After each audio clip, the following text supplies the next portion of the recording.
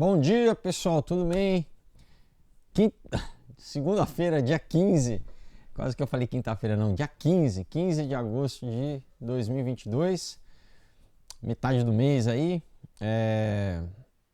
Temos nosso 8º vídeo do livro Nova Ordem Mundial, né? O antigo segredo, o antigo plano das sociedades secretas. Quem diria, né? Um livro não tão grande ia dar 8 vídeos, né? Mas é que realmente, pessoal, muita informação. Amanhã começa oficialmente a campanha eleitoral. Eu sou pré-candidato a deputado federal, então a partir de amanhã eu vou poder falar para vocês número, vou poder, né, falar mais a respeito disso.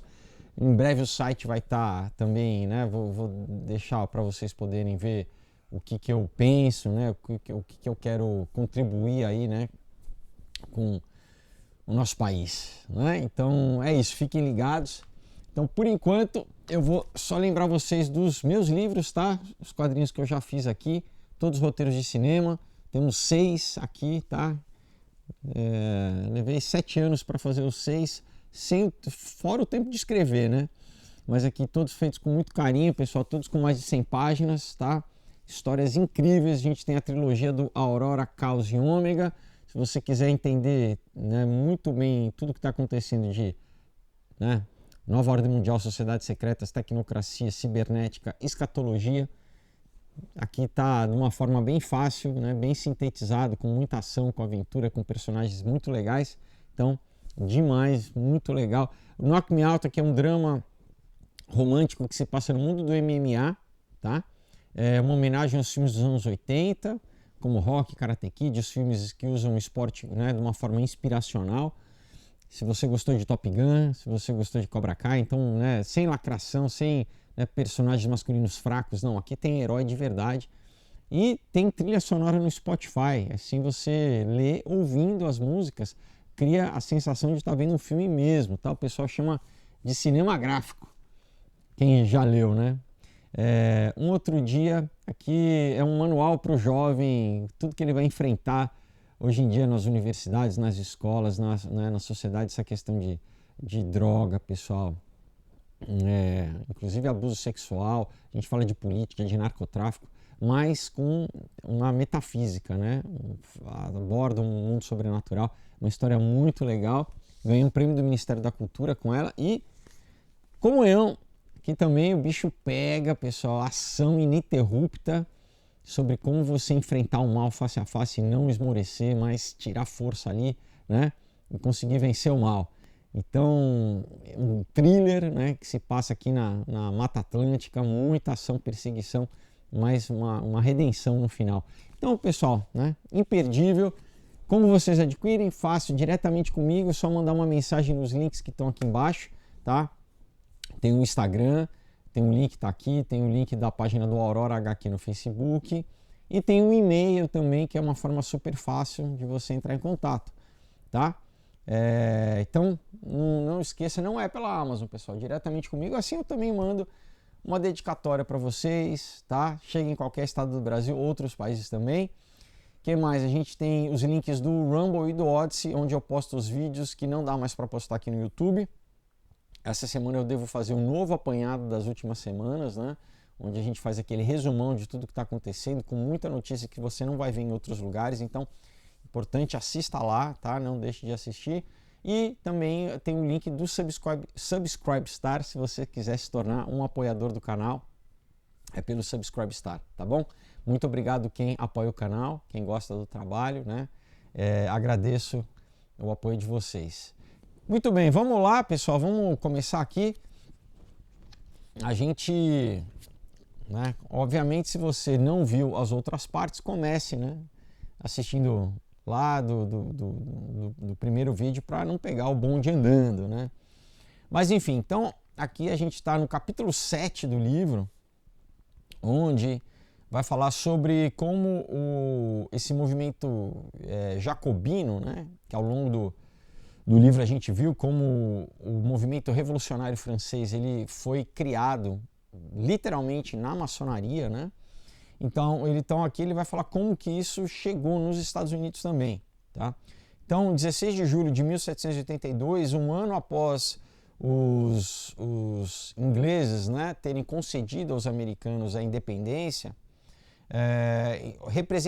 representantes das sociedades secretas, né, do mundo, eles se juntaram num congresso na Europa, o Congresso de Williamsbad, né, e oficialmente se juntaram à maçonaria. Então, o último vídeo a gente falou de tudo isso, a questão do Illuminati, né, e tal. E, enfim, como eles se infiltraram na maçonaria, né? Então, nos próximos 4 anos, a ordem ela foi capaz de estabelecer de uma forma secreta diversas lojas na América, né? Então, por exemplo, em 1785, você tem a loja da Colômbia, né? Que foi estabelecida em Nova York. Os membros incluíam, né, o governador DeWitt Clinton, né? Daí tinha um outro cara chamado Clinton Roosevelt e o outro Horace Greeley, né? Então, seguindo os ensinamentos do Adam Weishaupt, que é o cara que criou o Illuminati, o Clinton Roosevelt, ele escreveu um livro intitulado, né, A Ciência do Governo Fundado ou Fundamentado na Lei Natural, né? Não na lei de Deus, na lei natural. E, né, ele explicava a filosofia dele. Então, eu vou citar, né, o que estava escrito no livro dele. Então, assim, não há um Deus da justiça para ordenar as coisas aqui na Terra, né? Se houvesse um Deus, ele seria um ser malicioso e vingativo, né, que nos criou para a miséria. Então, pessoal, de novo, né, isso é puramente uma doutrina luciférica, né? Tá? Isso é o tipo da mentalidade que era propagada por essa galera, né? Então, é interessante notar que poucos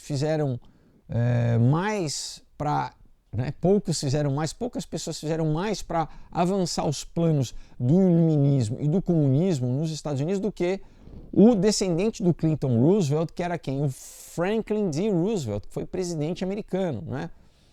Então, na verdade, o que é provavelmente a maior influência maçônica, né, hoje em dia na França, isso na época que ele escreveu o livro, é uma loja chamada Franklin Roosevelt, né, em homenagem ao Roosevelt, lá em Paris. Tá? Então, em Paris tem uma loja maçônica em homenagem a esse presidente americano, que foi quem encomendou a nota, né? A nota do dólar que a gente conhece com, né, os símbolos maçônicos, a pirâmide, do outro lado a fênix, né, que não é a águia, como a gente já viu ao longo do livro, foi o Franklin Roosevelt, né, que encomendou esse modelo de nota. Né? Então, um cara maçônico, né, e que promoveu o avanço de várias mudanças nos Estados Unidos para avançar na questão do socialismo nos Estados Unidos, né?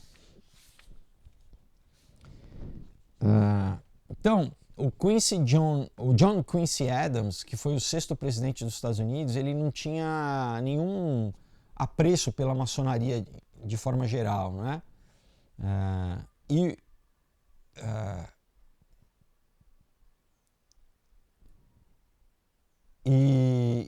ele, né, sabia que havia uma ligação entre clubes democráticos, né?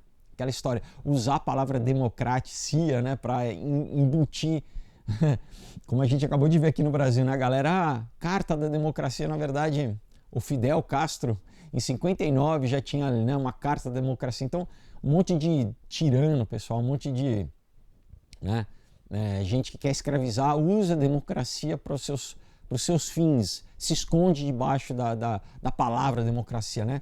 E aqui, né, ele também sabia que atrás dos tais clubes democráticos você tinha ligação com o movimento Illuminati na Europa, né? Então, ele estava bem atento que o juramento maçônico e as obrigações e as penalidades, elas não poderiam ser de nenhuma forma reconciliadas com as leis da moralidade ou do cristianismo, né? Ou do amor à pátria. Então, olha que interessante, né? O sexto presidente americano lá, ele sabia muito bem que não vem com esse papinho de democracia, né? Não é a real democracia que vocês estão defendendo, vocês estão querendo usar a democracia para, enfim, vamos dizer, propagar a agenda de vocês aqui, né? Ele fala, então, o juramento maçônico, né, as obrigações que você passa a ter quando você faz o juramento maçônico, né, e o medo da punição se você quebrar, isso vai, não tem como você né, ter nenhuma, pessoal, não existe comunhão entre luz e trevas, né? Ele fala que, olha, não tem como você reconciliar isso, né, com as leis da moralidade, né, com o cristianismo, né, e com aqui ele fala of the land, né, quer dizer, a lei da terra, o patriotismo, né, a Constituição, né? Então, ou você defende, né, os interesses desse grupo que, na verdade, quer subjugar né, a nação, o entendimento de nação. Por quê? Porque eles são internacionalistas, eles querem promover um governo global, né? Eles vão estar trabalhando incessantemente para o quê? Para desestabilizar qualquer instituição, né, nacional, né, religiosa de verdade. Por quê, pessoal? Porque, né, se você tá vendo, né, todos os... Você entendeu até agora, agora você já entendeu qual que é o plano deles, o antigo plano deles, dessas sociedades secretas, que é estabelecer uma nova ordem mundial, que essa é o que é a ordem do homem no lugar de Deus. Você pode falar o Estado, seja a linguagem que for. Se for a linguagem política, o comunismo, né, a utopia comunista, o Estado no lugar de Deus, o humanismo, o homem no lugar de Deus, uma forma filosófica, ou da forma religiosa, que é a primeira, né, que é o governo do anticristo, basicamente, né, o que vai ser, né? A Bíblia deixa claro pra gente, a história já está contadinha, né, em Apocalipse, é só a gente ler, a gente sabe. Não só Apocalipse, né, Daniel, enfim, a Bíblia inteira, mas ela não esconde, né, qual que é esse movimento que eles querem. Então, aqui, né, o George Washington, ele escreveu vamos dizer, no seu discurso de adeus, né, falando assim: a base do nosso sistema político é o direito do povo de fazer e alterar a constituição do governo, mas deixe isso ser corrigido, né, por uma, vamos dizer, por uma emenda que seja pela própria Constituição, né? Mas não permita que haja qualquer tipo de usurpação. Então, assim, ele está falando, né, num movimento democrático, que as próprias modificações, correções e emendas da Constituição, elas têm que seguir um processo que a própria Constituição, que já está, vamos dizer, construído na própria Carta da Constituição, né? Um mecanismo interno para garantir que ela não seja, como ele fala aqui, usurpado, né? E dessa forma, para que seja um instrumento do bem, né? E que não seja uma arma, né, que frequentemente é usada, costumeiramente é usada, a palavra que ele usa aqui, para que governos livres sejam destruídos. Né? E aí ele diz assim, olha, de todas as disposições e hábitos que levam à prosperidade política, a religião e a moralidade são os apoios indispensáveis, ou os suportes indispensáveis, né? Então,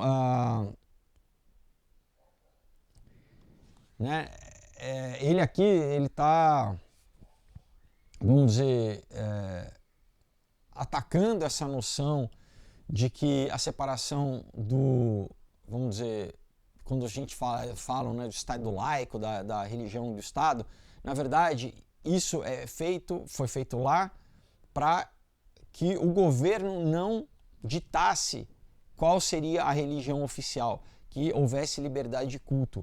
Mas aqui ele está falando que as bases sociais, isso não pode ser usado como um pretexto de você secularizar a população, né? ou o país que não, que a religião, né, e a moralidade são as bases que vão sustentar um governo livre, né? Isso, né, pessoal, já é bem claro. Por quê? Porque o cristianismo, ao reconhecer, né, ao ter o entendimento que o outro tem a imagem e semelhança de Deus refletida nele, isso já estabelece uma lei, um princípio moral de liberdade, né? Onde o ser humano, o outro, vai ser respeitado. Se você tira esse princípio, aí o outro pode ser, né, escravizado, abusado, preso, roubado, enfim. E aqui o autor ele fala assim, qual é a diferença entre a Revolução Americana e as revoluções europeias, incluindo a que aconteceu na Rússia em 1917?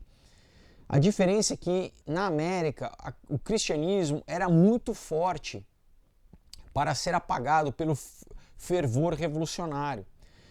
Os americanos eles se revoltaram contra a taxação sem representatividade, né? Foi a questão do Boston Tea Party, né? Aquela questão do a coroa inglesa estava sobretaxando demais a população e eles não tinham nenhuma representatividade, né? O povo, os colonos não tinham representatividade. Então foi esse motivo. Mas ele continua aqui. Mas de qualquer forma eles não jogaram pela janela a lei inglesa, né? Eles incorporaram a maior parte das leis e agiram rapidamente para estabelecer uma república constitucional estável, né?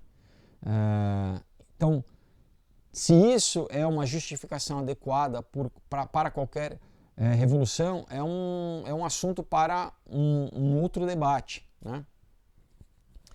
Então fala assim, olha, então a que se concerne ao George Washington sobre a ameaça do jacobinismo, ele saiu da aposentadoria e novamente aceitou, vamos dizer, um cargo como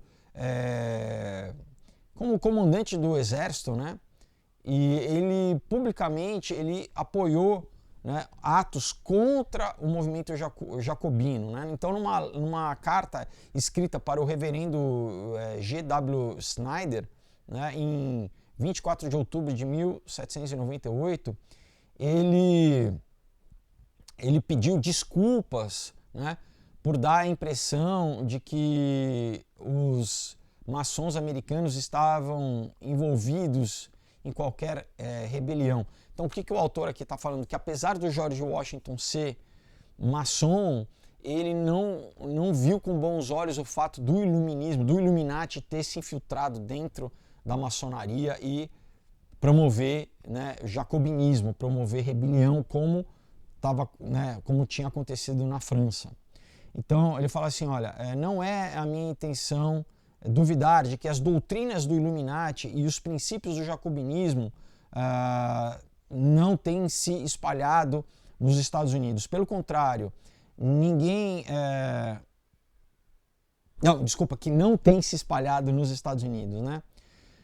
Claro que a gente vai ver, pessoal, que um século depois eles vão se infiltrar nos Estados Unidos, sim, através do quê? Do Skull and Bones lá na Universidade de Yale, como a gente já leu num outro livro lá, Estabelecimento Secreto da América. Mas nessa época aqui, então, ainda no século XVIII, né, 1798, não tinha se infiltrado, né? Então aqui ele fala, olha, nada me deixa verdadeiramente satisfeito do que esse fato, de que os princípios, as doutrinas do Illuminati e os princípios do jacobinismo não se infiltraram nos Estados Unidos. A ideia que eu quero, né, eu estou continuando a ler aqui, né, o que o George Washington escreveu. A ideia que eu quero passar é que eu não acredito que as lojas maçônicas nesse país tiveram como sociedades, vamos dizer, seguido em propagar essas ideias diabólicas, né? E esses princípios perniciosos do Illuminati e do jacobinismo. Então, o George Washington, sim, era maçom, né? Mas ele tinha um entendimento ainda de que o jacobinismo e o iluminismo era pior ainda, né? E que eles estavam tentando se infiltrar dentro da maçonaria, como tinham feito lá na Europa, né? Mas, pessoal, né, não está aqui no livro, mas eu estou falando para vocês, infelizmente não adiantou, porque basicamente um século depois, né, um pouquinho menos de um século, quando, né, foi fundado ali Yale, a universidade, e, né, eu assista a série que eu fiz do livro Estabelecimento Secreto da América, onde conta exatamente como, né, aí sim eles, né, os fundadores lá, o Russell, ele foi lá para a Alemanha e foi doutrinado, inclusive na Alemanha, antes de voltar para os Estados Unidos, ele estabelecer, né, a sociedade secreta Skull and Bones, né, que eu falo bastante aqui no Ômega e tal, 322, né, o símbolo deles, 322. Bom, já vamos para o capítulo 8, então, né, aqui fala sobre a maçonaria na América. Então, quais eram os objetivos da maçonaria, né? Então, a maçonaria parece ser inofensiva na superfície, né? Pelo menos para a grande maioria dos seus membros, né? Mas não pode haver dúvida, né, de que a maçonaria e o cristianismo, eles estão, vamos dizer, engajados em uma luta ideológica, né, desde o tempo de Jesus, tá? No livro Les Sectes et Sociétés Secrètes, tá? De um autor maçônico Le Couteuleux, é um francês, Le Couteuleux de Canteleu. Ele escreveu em 1863 sobre o objetivo das sociedades secretas. Então, vou ler aqui uma citação dele do livro, né? Então, como, né, nós vemos, e como sempre será essa luta entre a igreja, né, e a religião cristã, essa luta daqueles que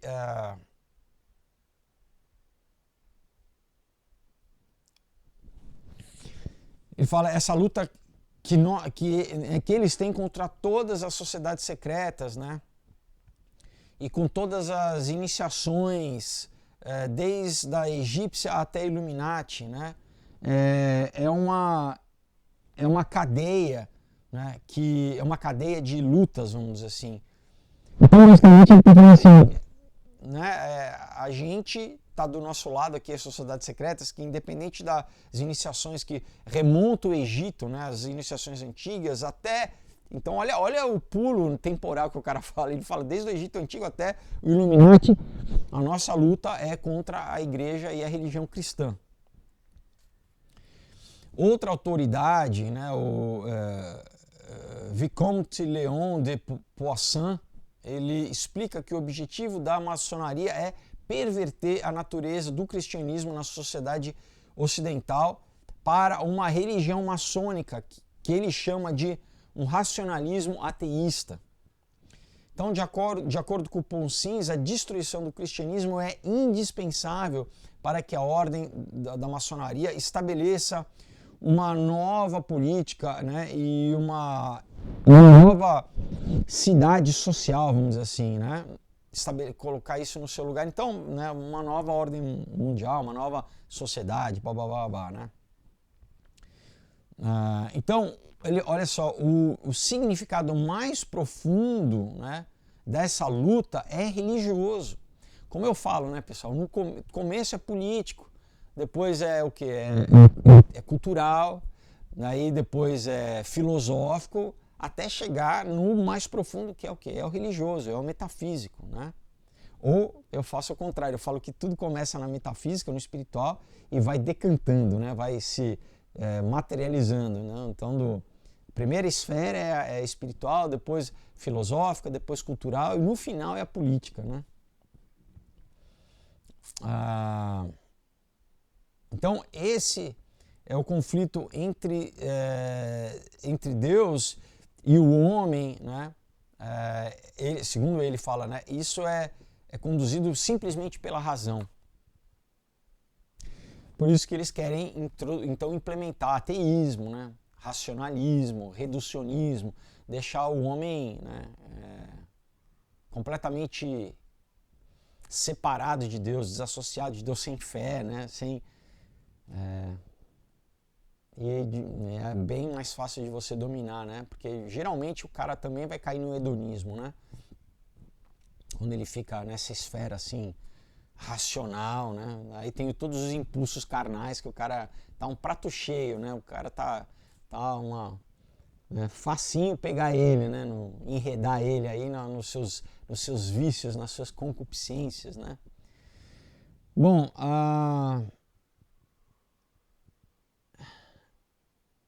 então ele fala, o autor aqui do livro fala assim, então a gente vai ler uma carta que o próprio Ponsins escreveu e que é uma das formas mais claras, né, de ver qual é o real objetivo da maçonaria. Então agora eu vou ler uma das cartas desse Ponsins aqui.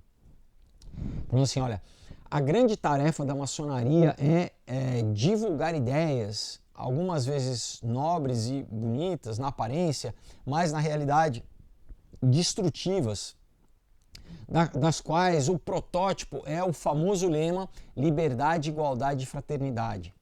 Olha só. Então, isso a princípio parece bom, né, pessoal? Mas é liberdade contra Deus, né? No sentido disso, assim, Deus nos escraviza. Então, né? E a fraternidade é só entre eles, né? Não é, a gente faz uma diferenciação entre o maçom e o não maçom, tá? E a igualdade é a igualdade do comunismo, né? Todo mundo passa fome igual, né? Não é igualdade entre nós e eles, né? Então ele continua assim, a maçonaria é um vasto organismo de propaganda, né?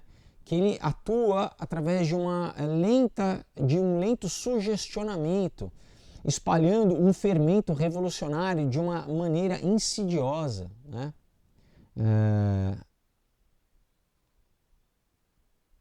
Então, assim, o cabeça, né, vamos dizer, o grão, o maçom, ele vai semeando né, no interior das lojas, né?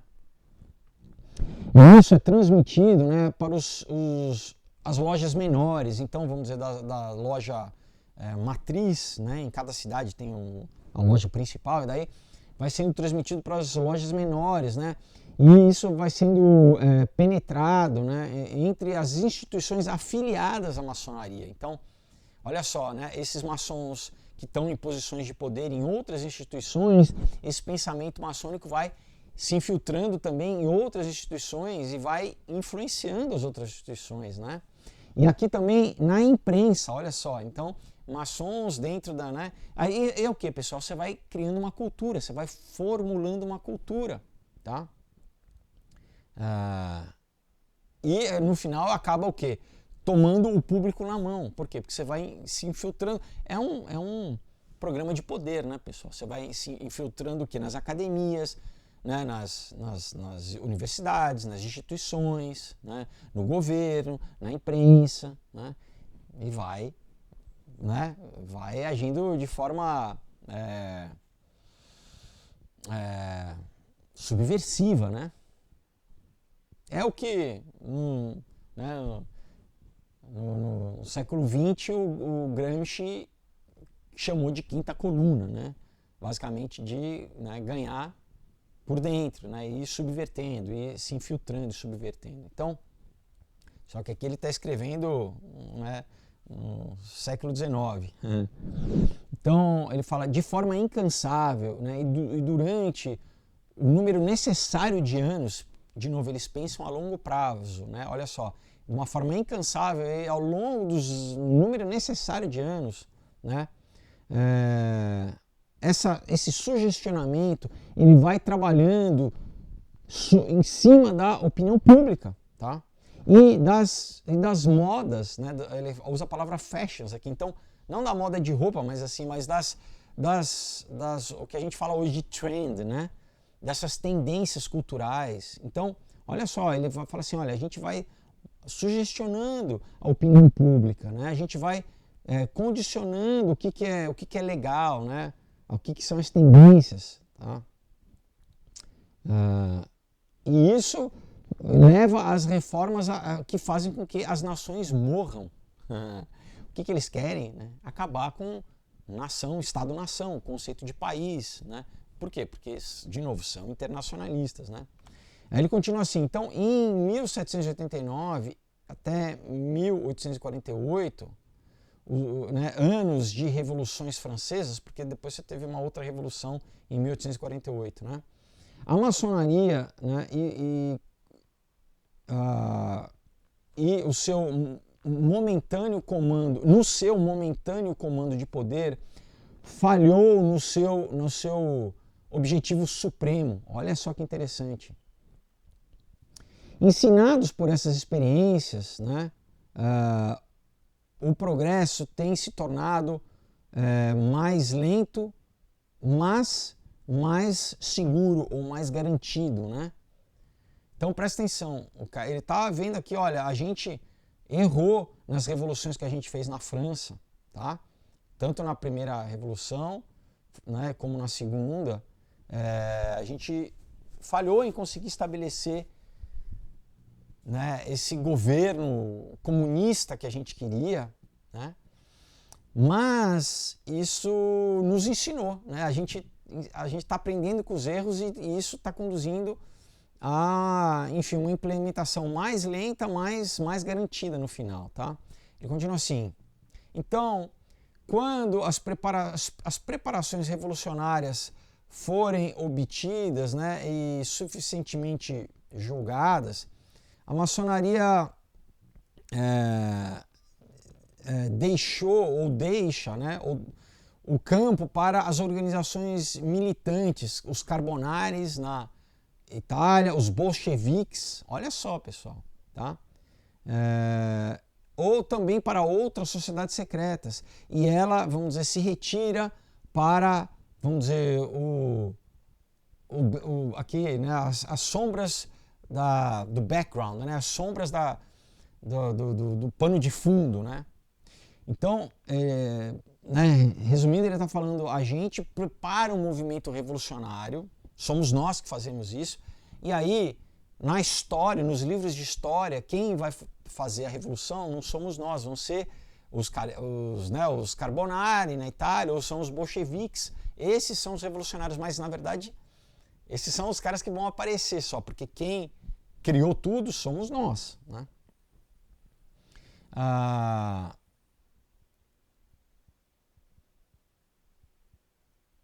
Então ele fala, então aí não existe nenhum tipo, nós não somos comprometidos, né? Em um caso de qualquer, vamos dizer, checagem, né? E parece que nós ficamos à parte, separados disso, né? E é melhor que continue sendo feito dessa forma, né? Que nós sejamos como, olha só, pessoal, como um verme, tá? Que vai comendo, né, de uma forma obscura e que vai destruindo. Olha isso, né, pessoal? Então ele fala assim, basicamente assim, é melhor a gente operar nas sombras, entendeu? E ir comendo, né, nem comendo pelas beiradas, mas né, comendo por dentro e destruindo. Olha isso. Continua. Então ele fala assim, a maçonaria nunca trabalhou na completa luz do dia. Olha isso, pessoal, a frase. A maçonaria nunca trabalhou na completa luz do dia, né? Todos sabem da sua existência, dos seus lugares de encontro, né? E de muitos dos seus adeptos, mas as pessoas são ignorantes dos seus objetivos reais, né? Do seu significado real e dos seus reais líderes, tá? Muitos próprios maçons nem sabem quem são, pessoal. Quem está lá no topo mesmo, né, da maçonaria. Então, a imensa maioria dos maçons, eles estão nessa posição de ignorância, né? Eles são apenas o maquinário cego desse secto ao qual eles servem. Olha isso, pessoal, tá? Igual o Albert Pike falou, né? Eu já li aqui o livro para vocês, Moral e Dogma, do Albert Pike. Ele fala, né? A maioria dos maçons, eles propositalmente, por nós, são enganados. A gente engana eles. Então, eles vão ser o quê? Vai ser massa de manobra, pessoal. Agora o Felipe falando, eu já encontrei, né, em evento de quadrinho, por exemplo, eu lembro muitas vezes de um senhor mais velho, inclusive, que ele leu, né, o Aurora, o caso, ele gostou muito, mas ele falou, poxa, por que você fala, né, mal da gente? A gente só quer fazer o bem. Ele era maçom.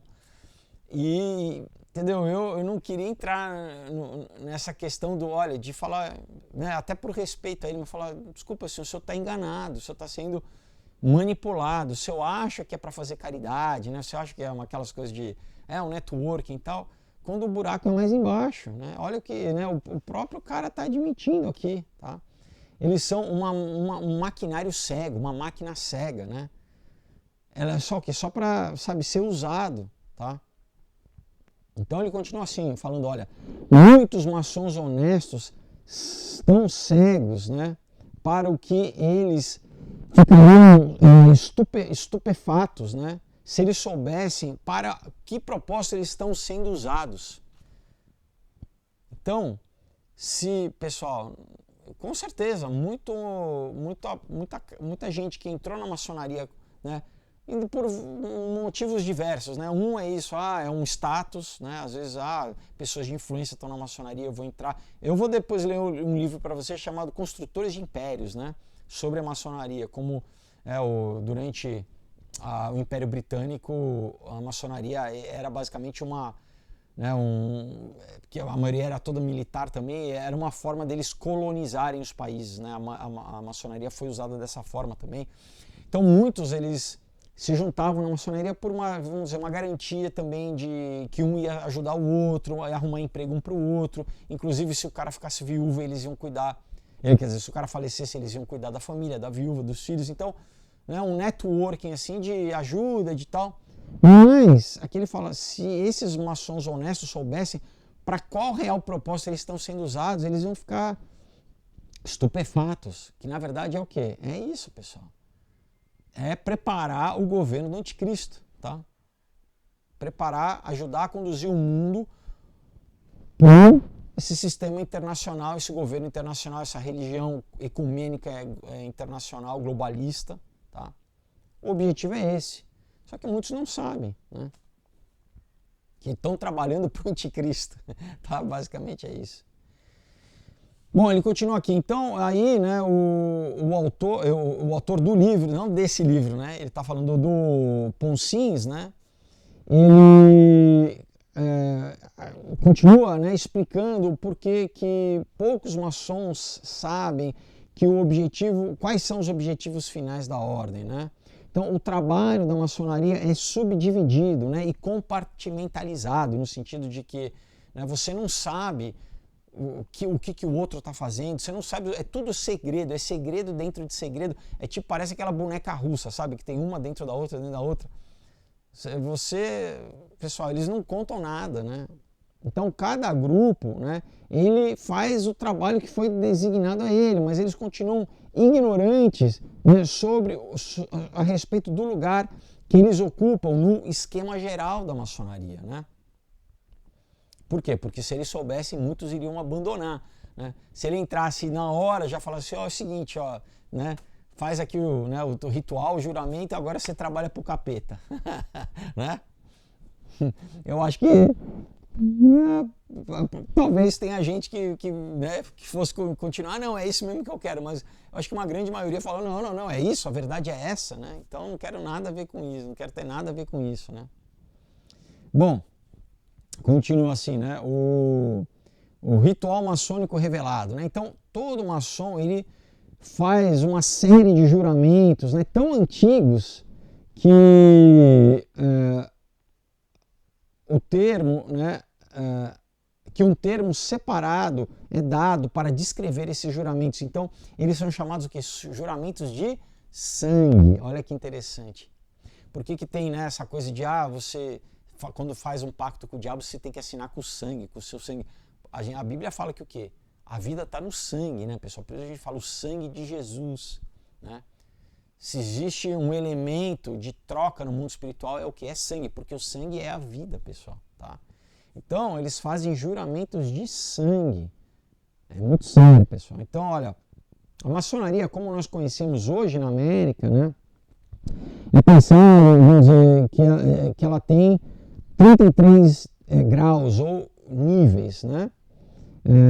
Muitos, vamos dizer, desmembramentos dessa organização têm se desenvolvido ao longo dos anos e que tem tentado, vamos dizer, adicionar graus além dos conhecidos publicamente 33, né? Então, o mormonismo é um desses desdobramentos, né, da maçonaria, né? Como nós mostramos, né, um outro capítulo, o seu fundador, o fundador do mormonismo, né, o Joseph Smith, né, e a maioria, se não todos os iniciados, né, do círculo de apoiadores do Joseph Smith eram maçons, tá? Então, pessoal, tem uma estreita correlação do mormonismo com a maçonaria. Não só, né, o mormonismo, os fundadores tanto da Testemunha de Jeová quanto do Adventismo também eram maçons, tá? Então, ele fala, né, o Joseph Smith, ele, vamos dizer, pegou emprestado muito dos rituais maçônicos, tá? Para criar as cerimônias mormons.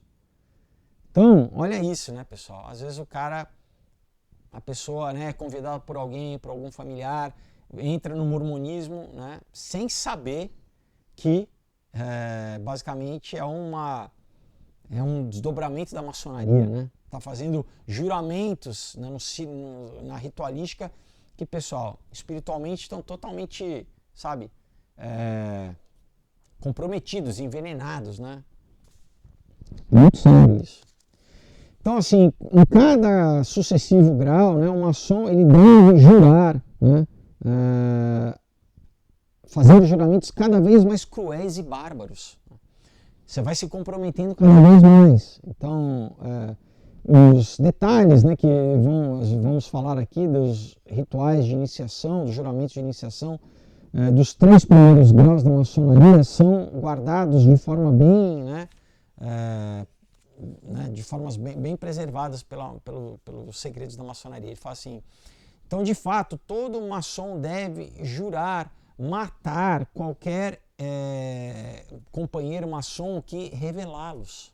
Tá? Presta atenção, pessoal. Você tem que jurar que você vai matar o outro maçom se ele revelar os segredos da maçonaria. Então, continua falando assim, felizmente para a humanidade, né? Porém, felizmente para a humanidade, diversas almas bravas nos últimos 200 anos têm se sentido compelidos a falar sobre isso, a revelar, né? E publicar, né, esses trabalhos secretos, esses juramentos secretos, para que o mundo conheça. Então, né, inclusive algumas pessoas morreram, né? Tem um caso famoso de um capitão americano que eu esqueci o nome dele, que no século XIX foi morto lá porque ele revelou, né? Ele escreveu um livro revelando também. Então ele fala assim, graças a esses homens corajosos que agora nós temos, né, vamos dizer, o palavreado e os rituais, né, corretos, né, pelo menos dos 3 primeiros graus, né? Então aqui, né, ele explica, né, ele fala, né, isso é longo, tá, os juramentos, tá?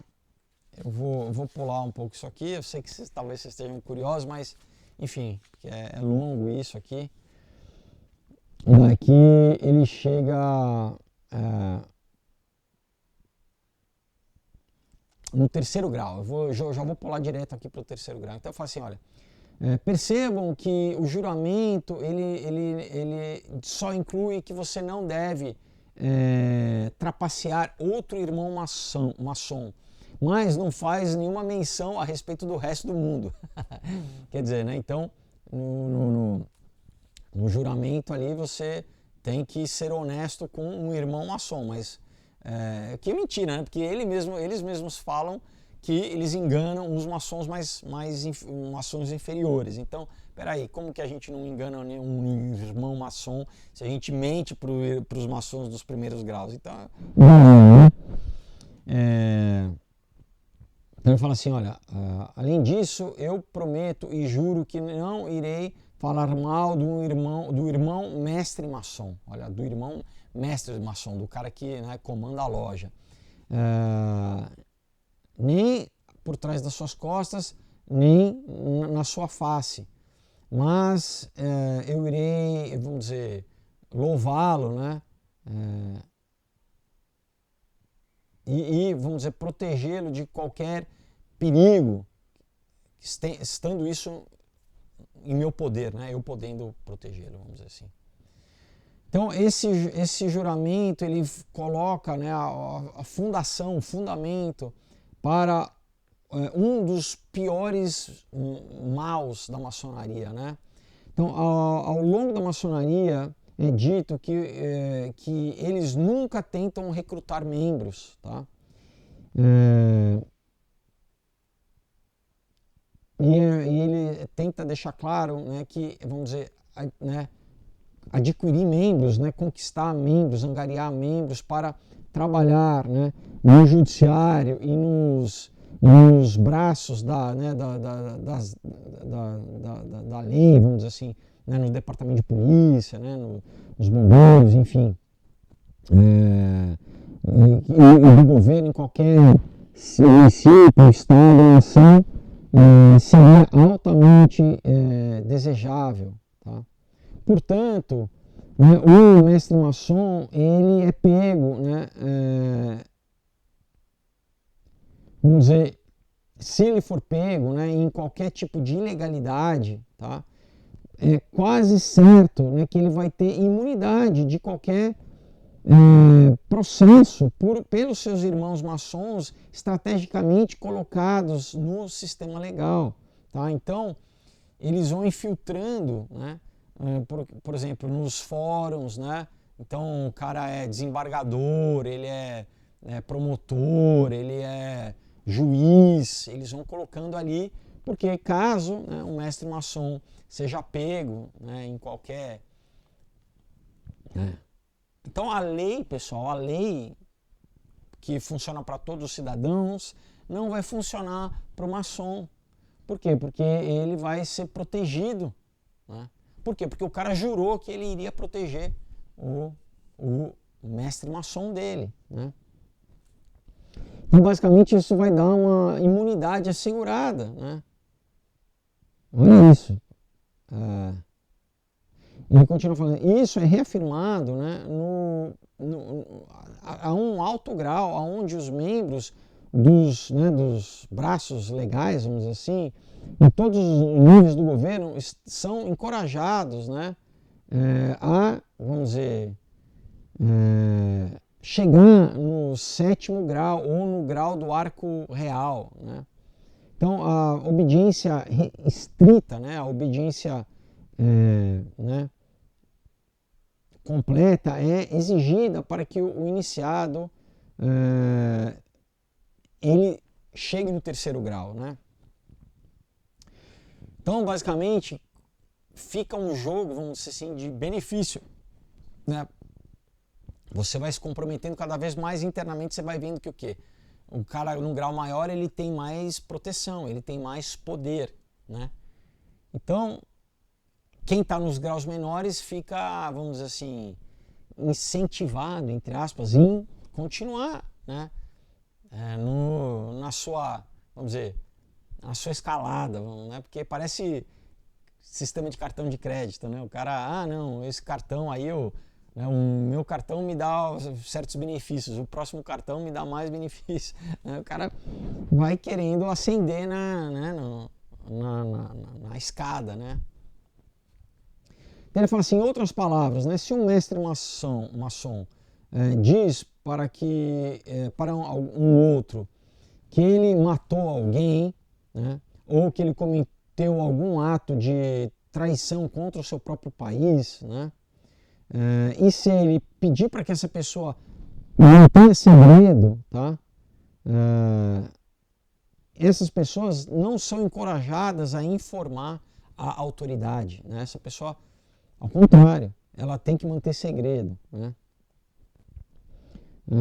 Então, no momento em que o iniciado ele atingir esse grau do arco real, né, essa opção está, vamos dizer, ele não tem mais essa opção de poder contar, né, de poder falar a verdade, entregar a pessoa, né, para que a justiça seja feita.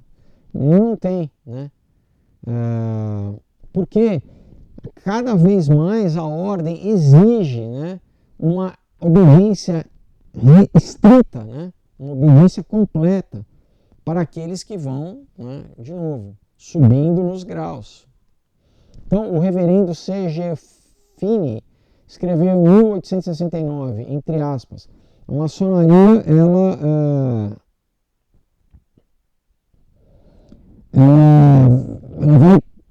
piora cada vez mais, ela vai piorando e piorando conforme você ascende dos graus mais baixos aos graus mais altos.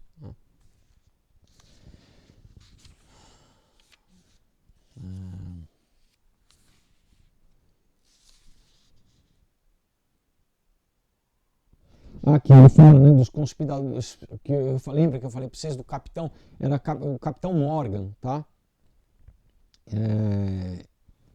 Ele escreveu um livro revelando, né, esses, né, daí maçons eles raptaram o capitão Morgan e o editor, né, do livro, tá? E mataram os dois, né?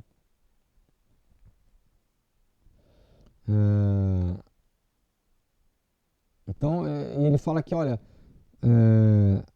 essa exposição do Capitão Morgan ele teve um efeito profundo na maçonaria americana. Em 1826, quando o livro foi publicado, estima-se que aproximadamente 50 mil maçons, que havia 50 mil maçons nos Estados Unidos, né? E o resultado do livro foi com que aproximadamente 45 mil maçons abandonaram a ordem e mais de 2.000 lojas maçônicas foram fechadas. Tá? Então,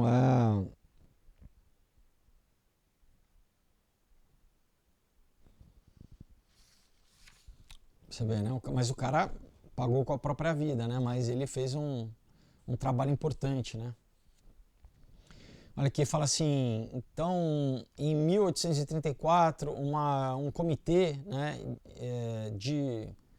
lá de Massachusetts, do estado de Massachusetts, começou a investigar a maçonaria.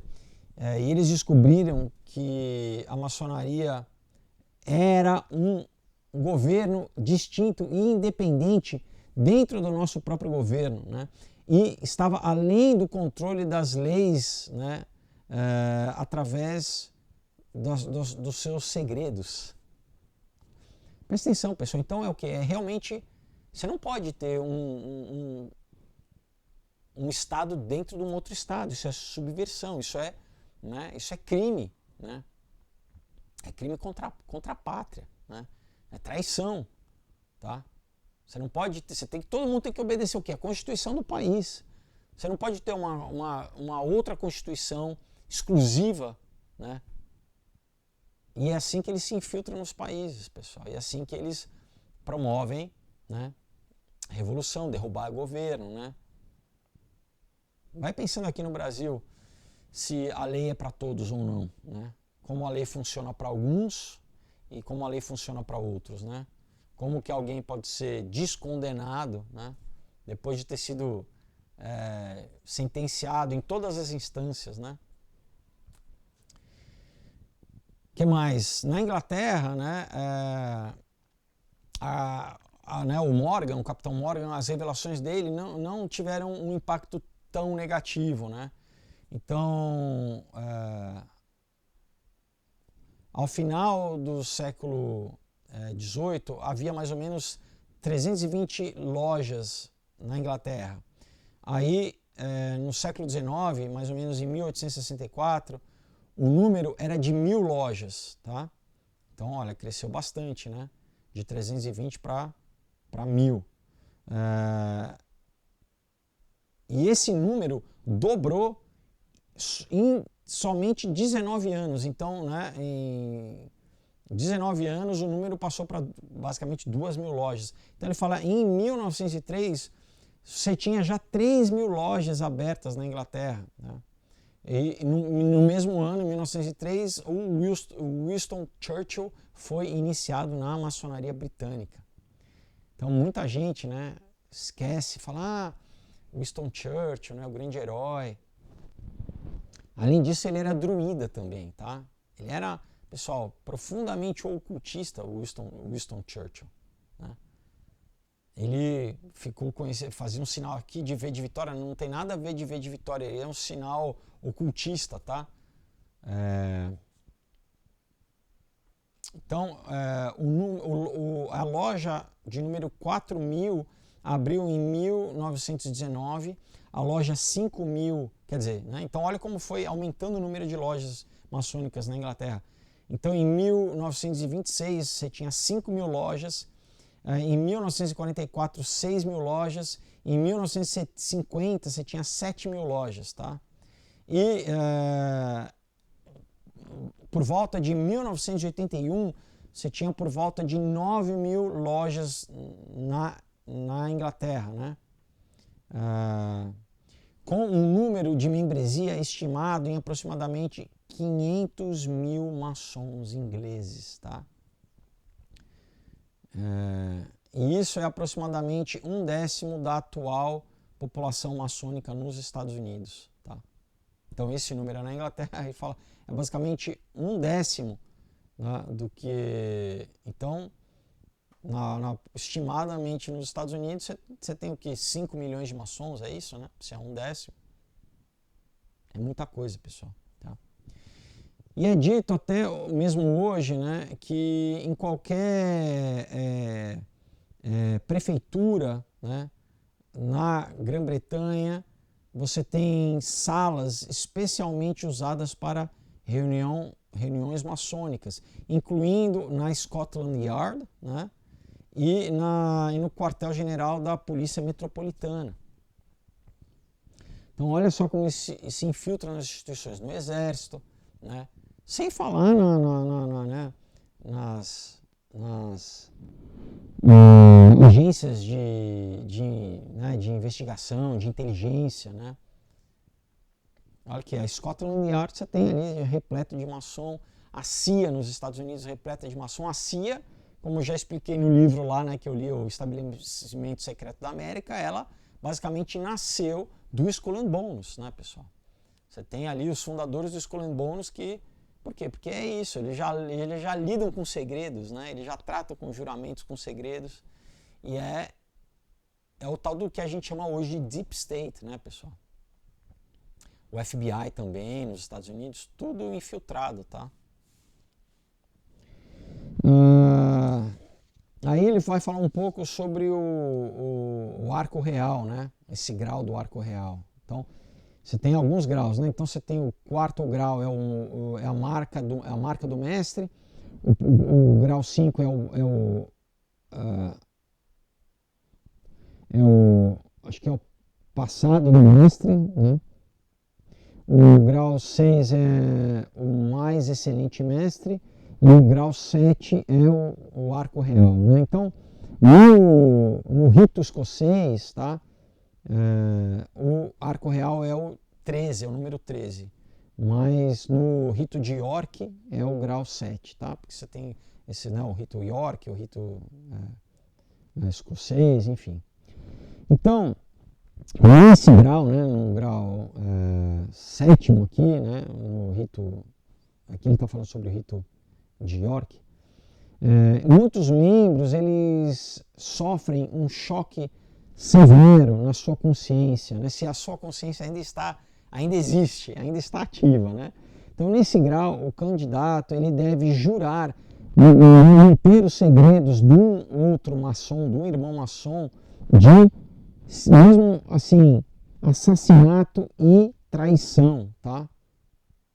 isso, ele fala assim, você não está isento de ser obrigado a manter o segredo, mesmo que se souber que o irmão maçom matou ou cometeu, né, traição contra a pátria. Olha isso, pessoal. Então, com a sua mão sobre a Bíblia, o candidato ao arco real, ele deve jurar o seguinte: eu irei ajudar e assistir, né, dar assistência a um companheiro, a um maçom companheiro do arco real, quando ele passar por qualquer dificuldade. Eu devo defender a sua causa, né, até o ponto de, vamos dizer, eximir de tal dificuldade, né? Se isso estiver no meu poder, estando ele certo ou errado. Olha isso, pessoal. Tá? Então, em outras palavras, né, o maçom do arco real é obrigado, debaixo de um juramento de sangue da sua própria vida, de ajudar a isentar, né, qualquer outro irmão maçom de qualquer problema legal ou ilegal. Tá? Presta atenção. Aí o reverendo Finn, ele observa que aqui, né, então nós temos uma classe de homens que juraram debaixo de terríveis penalidades, né, que irão defender a causa do seu companheiro, né, até o ponto de eximir ele de qualquer dificuldade, né, ou também estender o poder deles, né, estando ele certo ou errado. Né? Então ele fala assim, como que tal homem pode ser, pode ter qualquer cargo, né, administrativo, tá, ou um cargo legal, né? Então pensa, como que um cara desse que jura defender um criminoso, porque, né, no caso de, agora se o cara é meu irmão maçom, ele pode fazer qualquer coisa, ele pode matar que eu vou defender ele. Então ele fala assim, como que um cara desse, ele pode ter qualquer tipo de cargo, pessoal, cargo público, né? Cargo administrativo, ligado à lei, ligado, né? Não pode, porque o cara está colocando o princípio maçônico de defender um criminoso em potencial em cima da responsabilidade com o país, com a sociedade, né? Uma responsabilidade legal. E aí a gente entende muita coisa, né, pessoal? A gente entende muita coisa, né? Que você vê na sociedade, você fala, não é possível, cadê a lei? A lei não é para todos. Então ele continua falando assim, esse é o motivo porque a maçonaria ativamente continua buscando membros, né, na advocacia, né, nas profissões de direito, em todas as comunidades, e tentam levá-los eles até o grau, né, do arco real, o mais rápido possível. Então, em tais comunidades, né, a maçonaria é livre para fazer qualquer coisa que ela quiser. Né?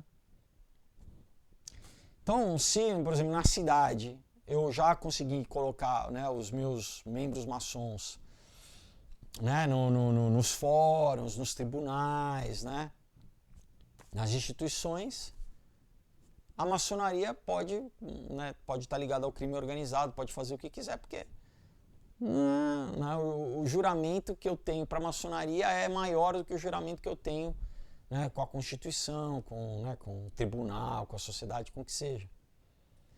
Então, de acordo com o expert sobre a maçonaria britânica, o Stephen Knight, ele diz assim, mais maçons estão nessa área do direito de que em qualquer outra profissão. Né?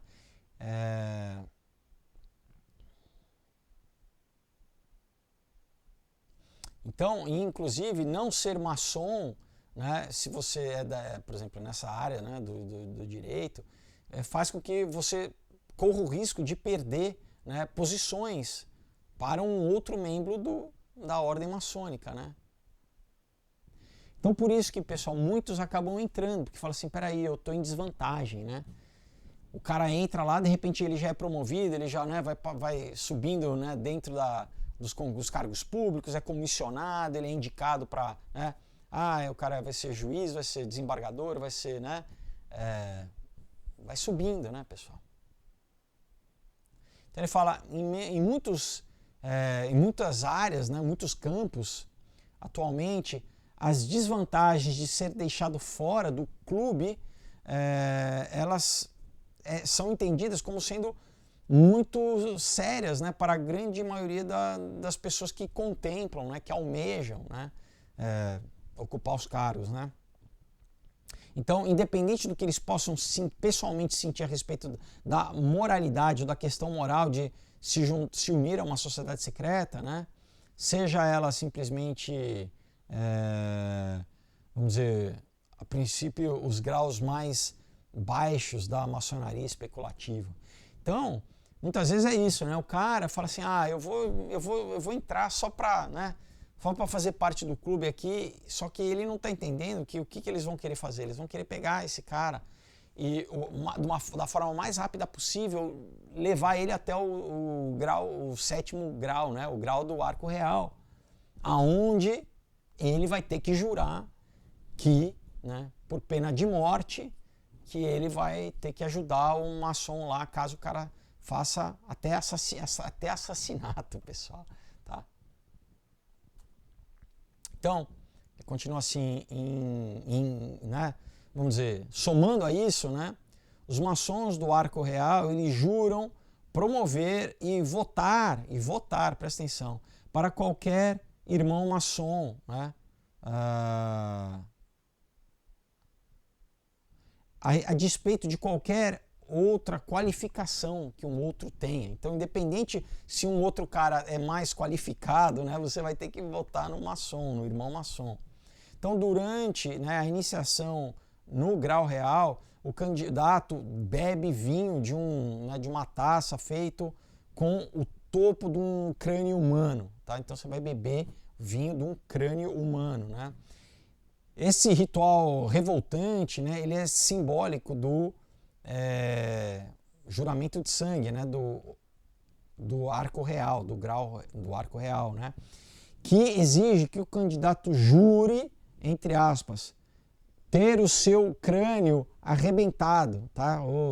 Né, aqui struck off, então assim, né, você tem o teu crânio arrebentado, amassado, né, e que o seu cérebro seja exposto aos raios fumegantes do sol meridional, tá? Se ele divulgar os segredos maçônicos. Então, pessoal, olha o que o cara jura. Ele tem que, né, nesse ritual, beber de um crânio e jurar que fala assim, se eu, né, não obedecer, né, eu aceito ter, né, a minha cabeça arrebentada e meu cérebro exposto, né, os meus miolos expostos ao sol escaldante do meio-dia, basicamente, né, o sol a pino.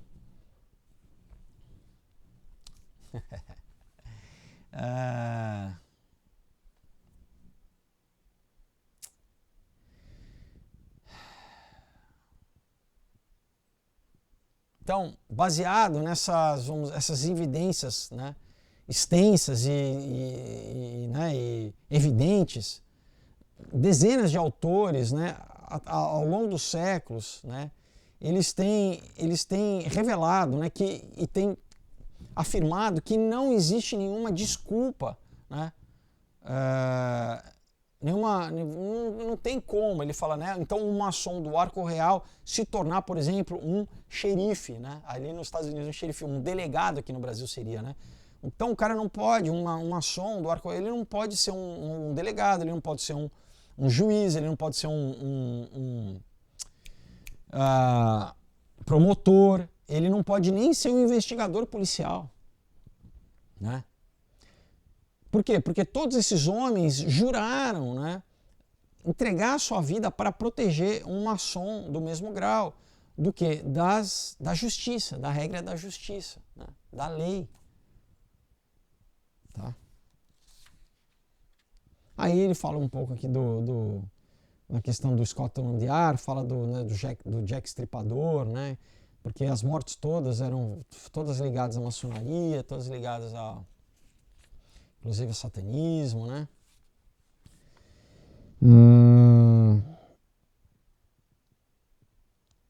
Bom, aqui ele também fala um pouco dos templários, né?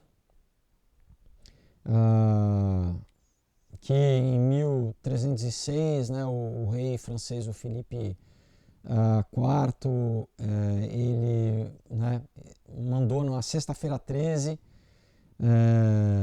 de, né, outubro de 1307, que os templários fossem expulsos da França, né, e aí o Jacques de Molay foi queimado, entre outros. Por isso, o dia sexta-feira 13 é por causa disso, tá, pessoal? O dia que a maçonaria foi expulsa da França. E eles foram para onde? Foram para a Suíça, tá? Por isso que tem toda a questão dos banqueiros na Suíça e tal. E aqui, né, ele fala que o Jacques de Molay, né, que é venerado até hoje na maçonaria, né, que é um mártir da maçonaria, né, segundo o Albert Pike, que é aquele líder maçom, né, americano, né, da época lá da Guerra da Sucessão, da Guerra Civil Americana, né, ele diz que antes do de Molay morrer, ele já tinha estabelecido o que hoje é conhecido como a maçonaria escocesa, com lojas em 4 cidades, em Nápoles, na Itália, em Edimburgo, né, na Escócia, em Stockholm, na Suécia e em Paris, na França, tá? E esses foram as primeiras lojas da maçonaria moderna, tá?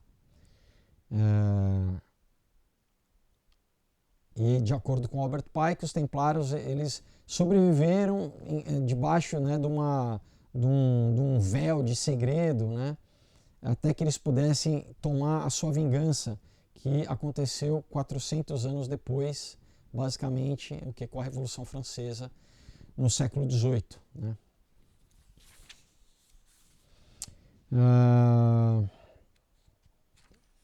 O que mais? Vamos pegar aqui.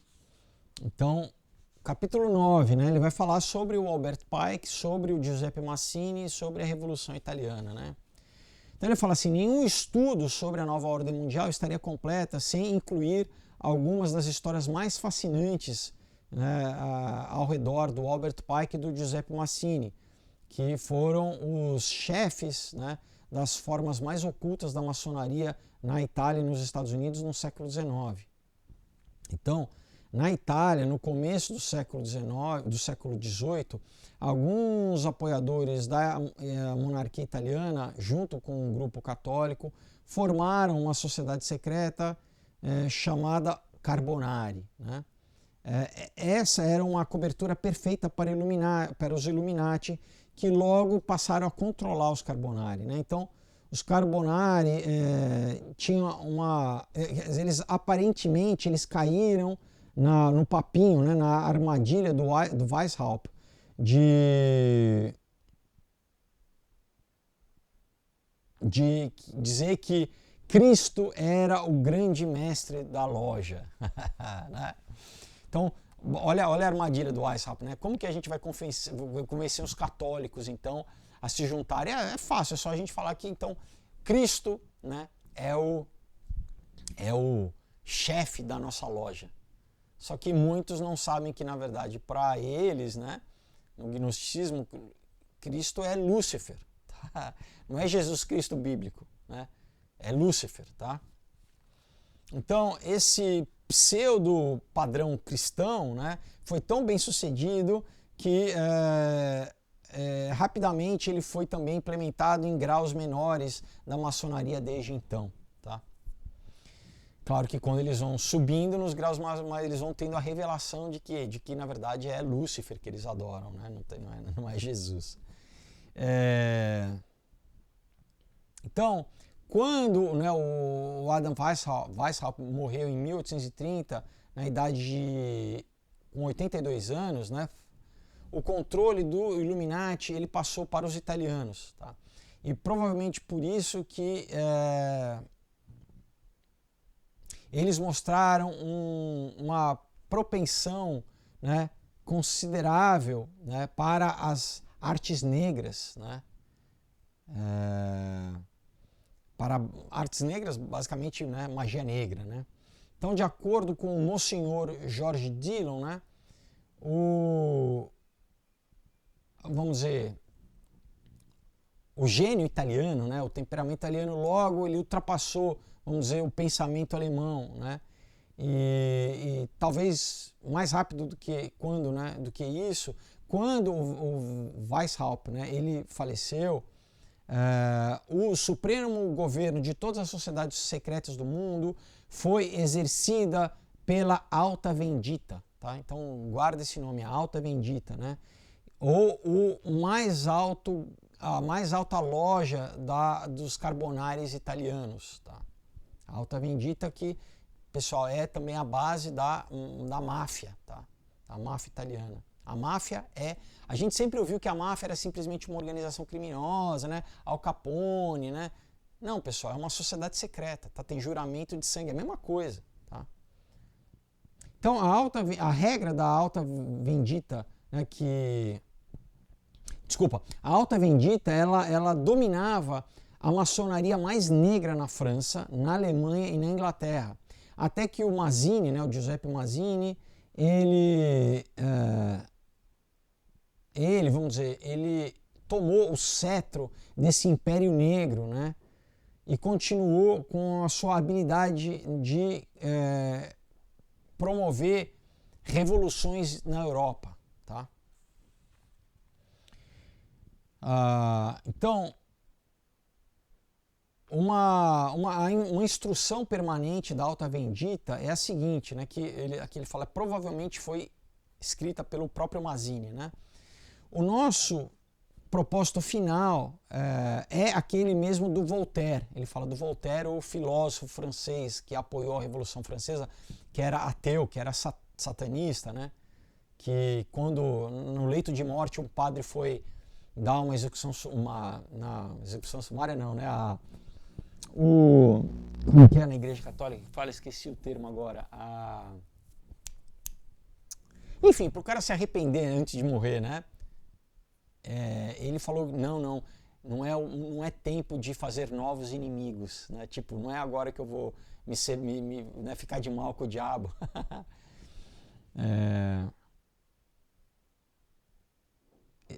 Fugiu a palavra agora, pessoal. Vocês devem saber aí, mas enfim. Então, deixa eu continuar lendo aqui, peraí. Então, o nosso propósito final é o mesmo do Voltaire e da Revolução Francesa, que é a destruição, tá, para sempre do catolicismo e até mesmo da ideia do cristianismo, tá? Aonde, se deixado, né, se levantar das ruínas de Roma, irá ressuscitar mais tarde. Então, basicamente é o quê? Acabar com o cristianismo, né? Acabar com a igreja. Esse é o propósito da Alta Vendita, esse é o propósito real da maçonaria, esse é o propósito real do anticristo, pessoal. É o quê? É ser contra Cristo, ser contra a igreja de Cristo. Claro que a Bíblia diz o quê? Que não, a gente lê em 2 Tessalonicenses, o apóstolo Paulo diz que o quê? Que enquanto a gente estiver aqui, a igreja estiver aqui, o Espírito Santo está em nós, né? Está na igreja, e ele é quem detém, ele impede a manifestação do anticristo. Ele impede. Então, pessoal, né, ele fala que vai ter um momento em que Deus, né, com o arrebatamento da igreja, que o Espírito Santo, que quem detém ele não vai mais, em inglês ele fala restrain, ele não vai mais restringir a ação do mal, e aí sim vai poder haver o aparecimento do iníquo, que é o quem? O anticristo, né, eles vão poder agir. Então, de novo, né, para quem, não, eu não acredito no pré-tribulacionismo, você vai querer você acha que você vai querer estar no tempo da tribulação, onde o mal vai ter, né, o Deus vai permitir com que o mal haja aqui sem restrição na terra, pessoal, por 7 anos, tá? Então ele continua falando assim, o trabalho que nós devemos fazer não é o trabalho do dia, mas não é um trabalho de um dia mais, nem de um mês, nem de um ano, né? Deverá levar muitos anos, talvez um século, mas mas mesmo que os nossos ranks, né, nossas fileiras, os soldados morram nós continuaremos a luta, ou nós continuaremos lutando. Então, olha isso, pessoal, qual que é o objetivo? Não é só derrubar governo, sim, mas é o quê? Por quê? Porque a gente derruba o governo, a gente assume o governo, e a gente assumindo o governo e fazendo as leis, a gente acaba com a igreja. No final, é assumir o governo, pessoal, para ter a máquina pública e aí poder atacar a igreja. Porque eles sabem que se tem um governo, o governo vai proteger a igreja. Né? Então, qual que é? Claro, né, tomar o poder, tomar o controle, tudo isso, mas é o que? Principalmente porque é fácil a gente ver. Quando eles assumem, o que aconteceu na Revolução Francesa? Tomaram o poder, mataram o clero, perseguiram o cristão, mataram tudo. Revolução Russa, a mesma coisa. Né? Toma o poder, decreta que é ateísmo, né? Que a religião é o ópio do povo e mata tudo quanto persegue pastor, acaba com a igreja, pessoal. Impõe ateísmo, usando a máquina estatal. É isso que eles querem, né? Então, continua aqui, né? Então, fala assim, olha, o engano das pessoas da igreja era encorajado, né? Enganar, vamos dizer, né? Tentar se infiltrar nas igrejas e vamos dizer, cooptar, né? Os líderes religiosos. Então, Peraí, pessoal, desculpa. Ai, caramba, peraí. Desculpa, pessoal, peraí. A gente fica querendo... Peraí, pronto.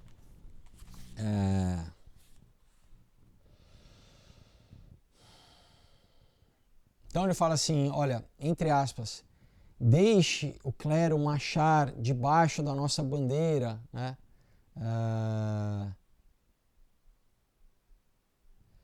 Para que eles acreditam que eles estão marchando debaixo das chaves apostólicas. Está fazendo uma referência direta ao catolicismo, né?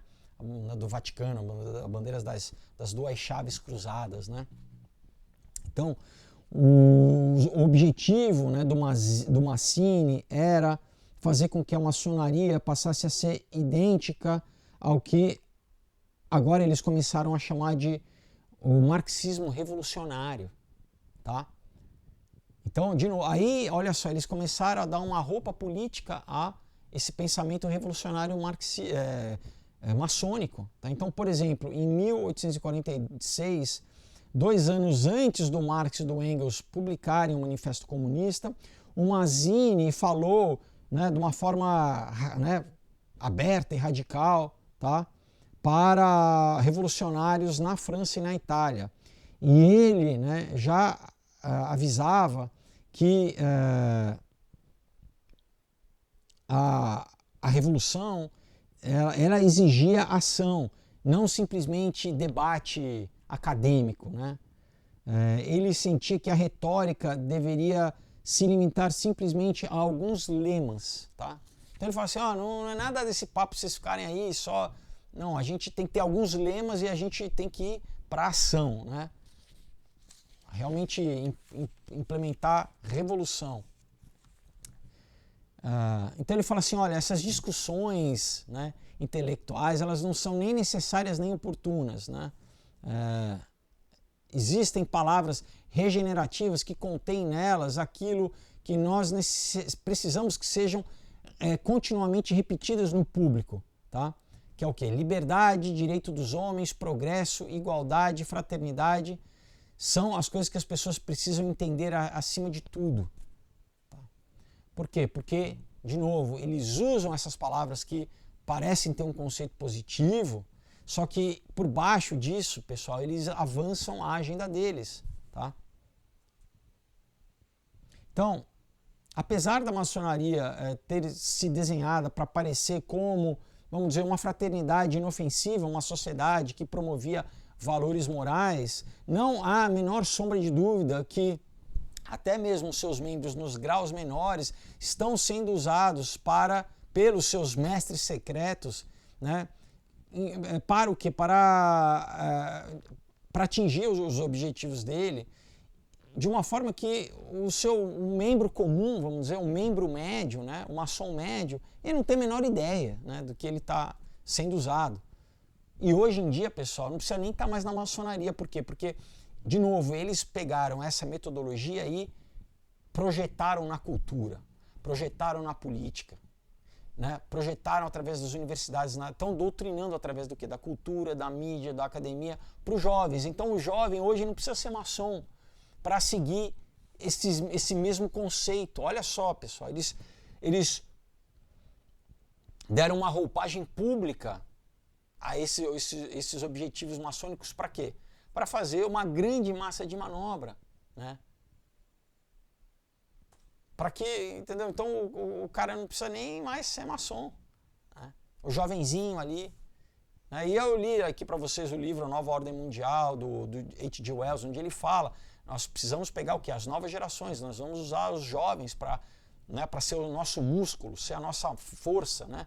Para quê? Para ir quebrar tudo, para promover a revolução. Nós somos, né, todos eles já eram velhos, né? Então quem que faz a revolução? A gente precisa pegar o jovem, porque o jovem que, né, ainda mais final da adolescência, o jovem que naturalmente está com aquela, né, o que eu li para vocês do livro do Saul Alinsky, Regras para Radicais, a mesma coisa. A gente precisa pegar o jovem, doutrinar o jovem, tá? Por quê? Porque o jovem sabe pouco, o jovem é jovem, tem pouca experiência, tem pouca cultura, tem pouca referência, mas ele é emocionalmente, ele é facilmente cooptado, a gente, né, doutrina rapidamente assim o jovem, principalmente de uma forma emocional. E quando você não pega emocionalmente, você pega através do quê? De droga e de sexo, né? Você dá, né, através de prazer, né?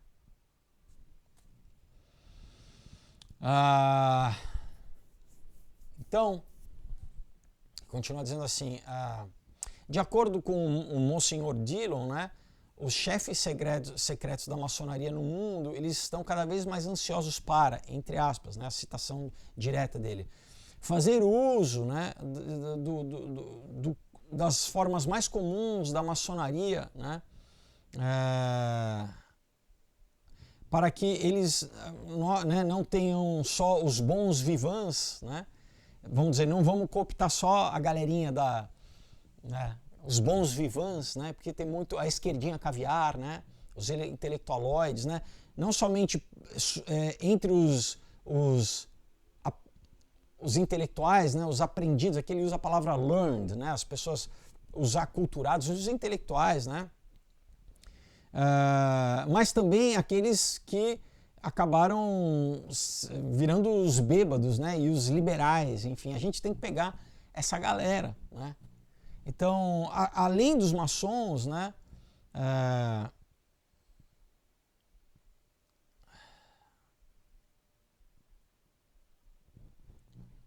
além dos maçons, tá? E aquilo que inclusive não é conhecido por eles, né?